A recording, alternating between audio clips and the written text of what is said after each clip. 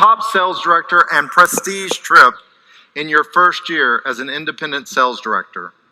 Well, your next speaker not only imagined it, she achieved it.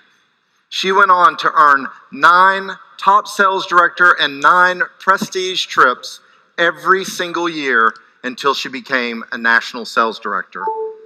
While a sales director, she was queen of unit sales twice and led her unit to the $1 million circle of excellence 8 times. She received the highest honors in Mary Kay when she was named the annual Go Give winner in 1994. Debuting as a national sales director out of the Nan Stroud area in 2000, she is a member of the ENSD Millionaires Club with over $9 million she's earned in commissions since starting her business in 1986. She is proud to have Julia Burnett, Leah Laughlin, and the late Barbara Johnson debut as national sales directors from her area. A 12-time Inner Circle National and a 4-time Top 10 National nationwide, the number 2 National Sales Director in the Diamond Seminar, and the number 8 nationwide. Please welcome Independent Executive National Sales Director, Pamela Waldrop Shaw.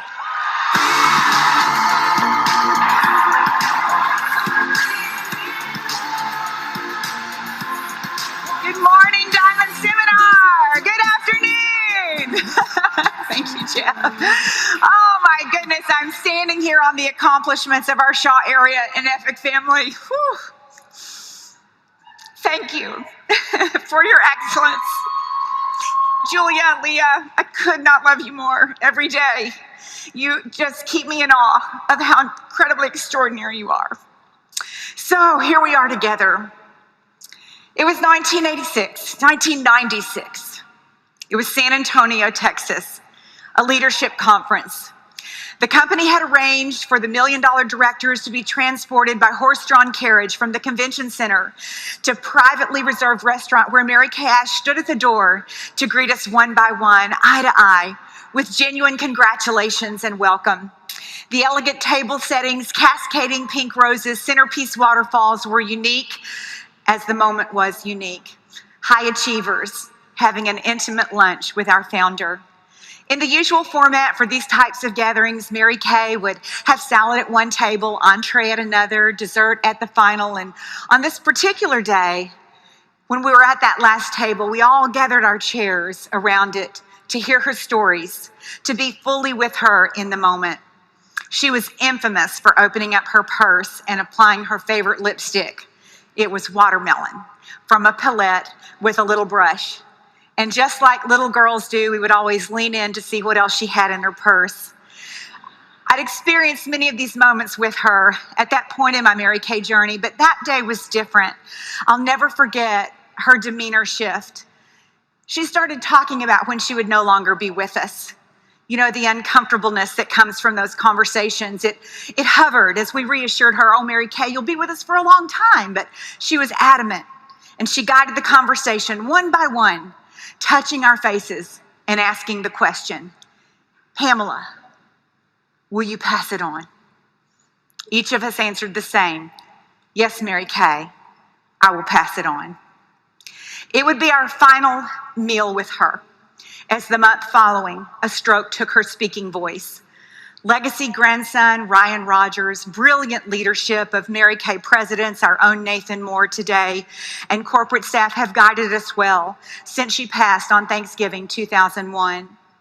Preserving the core values of who we are, what and why we do what we do, my yes meant something, but I must say, as I challenge you today, any organization, country, church, or company is only one generation away from legacy extinction, lost culture, or worse. The future of our company, it's in your hands. What will it look like for you to pass it on? Just as DNA shows up in the way you resemble a parent or a family member, there are certain things about the way we do what we do in business that sets us up apart and reflects our legacy DNA. I'd like to share with you a few that I've ingrained and continue to prioritize over my 36 years with this extraordinary company. Number 1, golden rule.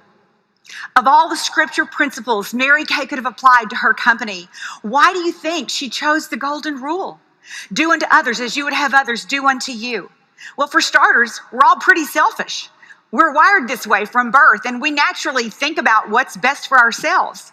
In 1963, it was unheard of, applying a biblical principle in tandem with starting a company. The golden rule draws on integrity, doing what you say you will do when you say you will do it, seeing a goal through that you've committed to your sales director or your senior or your national sales director because you said you would, not because it ends up being easy or convenient, delivering that one mascara to the one customer on the day you said you would, not because that day it fits into your schedule, not at all. When we put a focus on encouraging someone else to success, sharing our product with great enthusiasm, seeing a hard goal through to victory, there's got to be a deeply rooted commitment of intention, one that becomes a habit, a character trait. Each of us has been impacted by someone else's investment of belief. Someone provided a spark of inspiration. They offered a challenge. They held out a hand along the way. My senior sales director, the late Nancy Perry, would always speak words of belief for vision I couldn't see. Pam, you're going to be a great sales director. I didn't even want to be a sales director. She'd send me handwritten postcards. This was before text.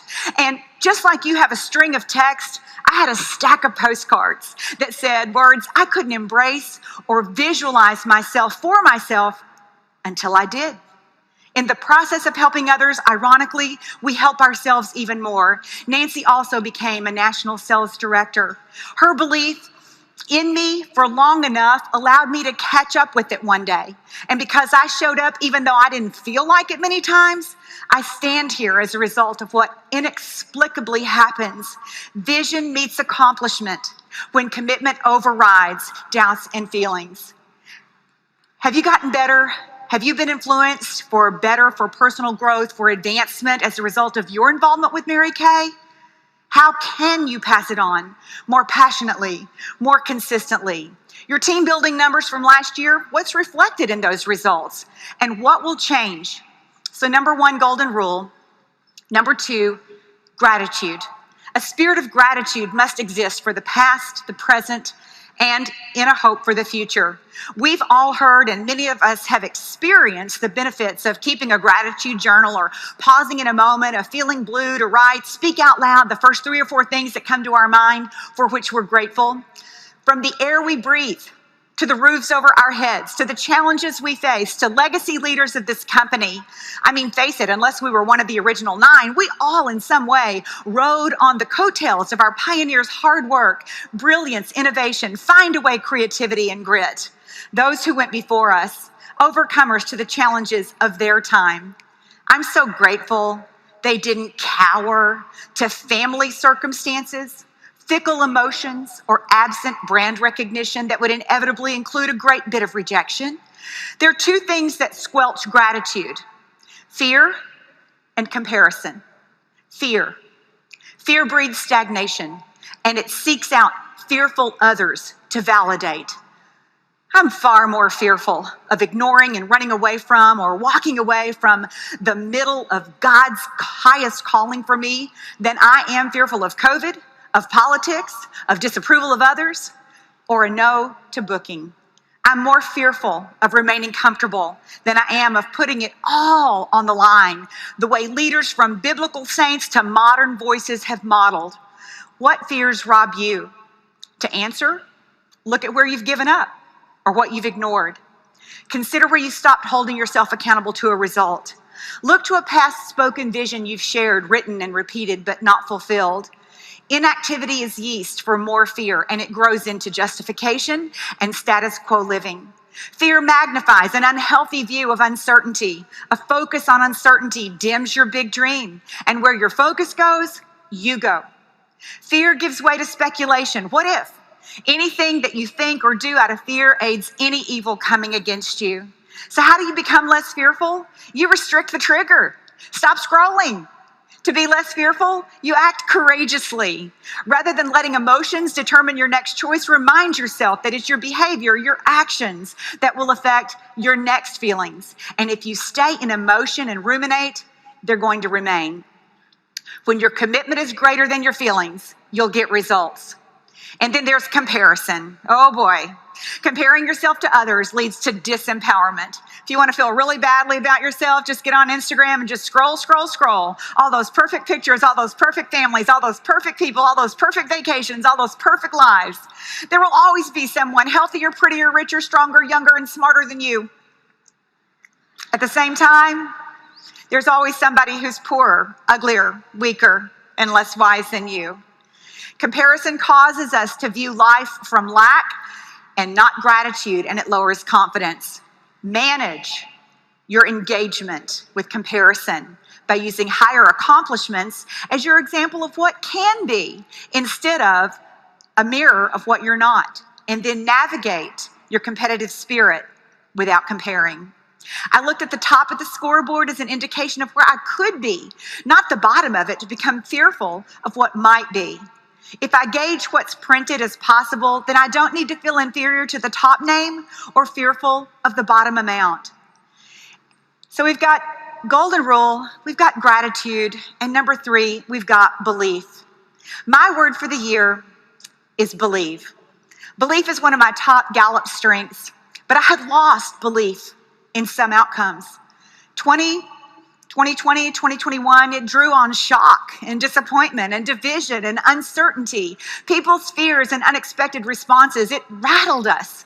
I felt convicted to put the pieces of my true faith back in place as I was met with new excitement, clarity, and hope.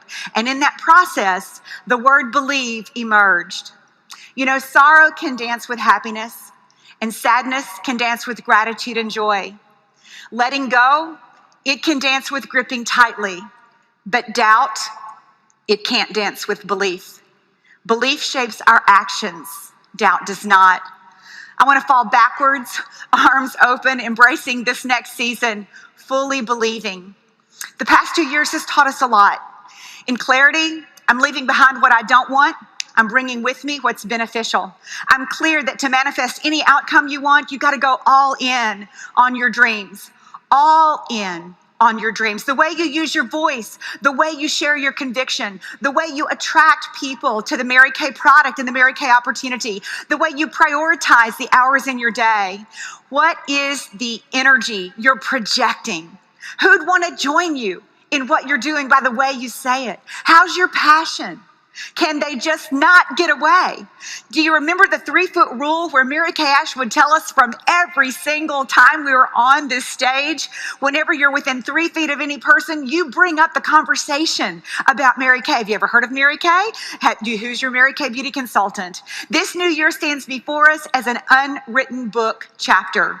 But if doubt, hesitation, what ifs, fears are louder than big dreams and golden rule and gratitude and belief, along with immediate implementation of action, you're in for a chapter repeat. To emotionally connect with conviction, to pass it on, you must take charge of your daily inspiration. It's your role to keep yourself inspired. It's not anybody else's role. You've got to inspire yourself, your intention and your implementation. You know, life without inspiration, it's monotonous. Intention without inspiration, it's repetitious. On the flip side, inspiration without implementation is entertainment. Implementation is key. You can get as excited as you want to get, but when we walk out of here, you've got to implement. Decide the goal, break it down with action steps, and then identity. Who do you need to become while growing your business, while preserving our legacy, while taking us successfully into the future? And with that, how will you connect, be accountable? Your Mary Kay network, it's so important. Our legacy is built on connection and relationships. So in this day of virtual connection and hybrid events, it's important to stay engaged. When you're on a plane and you're landing and you hear the announcement, it's safe to turn your phone back on, for those of you who actually followed the rules and turned it off in the first place. What happens? When you land and that network comes back on, it connects you to endless possibilities, to endless information. You can download new information. You can get new emails. You can go to Google. You can make unlimited connections. But in airplane mode, you're without network. You're handicapped. You're limited. All you can get is what was already downloaded. You can't get anything new. Humans also need the right connections. And our internal gauge is constantly searching, just like that little wheel. It's searching for the right connections. Just like your phone. If it's left alone without connection, there's no new information. Your connections, your network will also stand this test of effectiveness. Your best and worst seasons include who's in that season with you and who's not. So pay attention. Just like that little circle searching for the right connection, some are 3-bar friends and some are 1. And without a 3-bar connection, the device hits a limit. So from a strong connection, almost anything is possible. You're designed to flourish. You're unlimited. There are possibilities you haven't even imagined. Unlimited connections, unlimited possibilities. We live in the best of yesterday, the best of today, which can produce a mind-blowing tomorrow. Belief inside of a champion will override all limitations of strength, style, or Enneagram to connect in a way that historically grows her business success and elevates the Mary Kay brand. To pass it on, it means to embrace legacy truths and live them. I'm confident that none of us wants to leave our best talent buried or our greatest opportunity unfulfilled. In a study conducted on some of the world's highest leaders and achievers, looking for commonalities among them and expecting to find things like grit, strategy, execution, the number one predictor of success for any human being is self-awareness. According to this article, the irony is that most people are much less self-aware than they think. As we go into the reality of daily living, we've got to consider what takes us off course. Be aware. It's the unforeseen circumstance. It's the unexpected situation. It's the relationship challenge. It's a wayward child. It's a weather event. Your unlimited, no limits future does not mean no difficulty. So you'll have to decide in advance how you'll both perceive, navigate difficulties of life that are common to all people. There's a big difference between a problem and a pattern. A problem is something normal. We made a mistake, bump into a car, forget an appointment. Things happen. Thing about problems is this: they happen, we solve them, it's over. That particular problem doesn't come our way again, at least not in the same version. By and large, we solve problems, unless we don't. And we don't solve problems if we're denying that we have one. When we don't take responsibility, we can misdiagnose a problem. You know, it wasn't the big cloud that covered the glare that caused me not to see the car that I bumped into. I was distracted. I wasn't paying attention, and I bumped into a car. It's my fault. It's why I have insurance, and now I'm going to take responsibility to solve this problem. It's over. It wasn't traffic that made me late. I didn't start on time. So here's the caveat. When things keep happening over and over and over again, and you actually believe that your circumstance is worse than everyone else's, that's a pattern. Wake up. It's patterns in life that tend to do us in. When things aren't going well, we disconnect or hide, we change our goals, we come up with an excuse. If I have a pattern of not retaining people, of disappearing when the area needs my participation, of creating a problem when I get a little bit further along and then I sabotage myself, that's not a problem, that's a pattern, which of course is a pretty big problem. So I'd better recognize that I must interrupt that pattern, which is with self-awareness like never before. If you want something to get different from the way you walked in here with it, you've got to interrupt your pattern. When we become less interested in protecting our secrets or our disabilities than we are in overcoming them, only then will we have unprecedented victory. If we don't interrupt our patterns, confusing them with a problem, it becomes our identity. Will today's inspiration turn into implementation for you, or is it simply entertainment? To quote an epic Offspring National Sales Director, the late Barbara Johnson, don't leave your dream in Dallas. When you have a clear intention and you know exactly what you want and you apply elevated emotion to that, meaning you know what you want and you have a picture of Seminar 23 in your mind to find a way to hold on to it, believing it all year long. An intentional thought needs an energizer, a catalyst, so that that energy stays in elevated emotion. Once I grasped the vision of bringing the #1 unit to Seminar many years ago, it was on my goal poster. I superimposed my head on a photograph that was on my refrigerator of Sue Kirkpatrick, who was the queen of Seminar that year. So I looked at myself like her body and my head on the refrigerator every day. I had a manila folder because iPads didn't exist. It was at my desk, and I continued to write out thoughts that would come to me of what I would say from the throne. The vision of standing on this stage with my late husband, Jerry, and my parents to honor, and my dad, who is now also deceased, with my 2-year-old, removing the excuse of working the business with small children, because they used to say, oh, Pam can work the business because she's single. Then I got married. Oh, well, Pam can work the business because she's got Jerry, no children. Then I had Thomas. And I just wanted to bring it all to the stage and allow people to stop making excuses. That 2-year-old is now 28.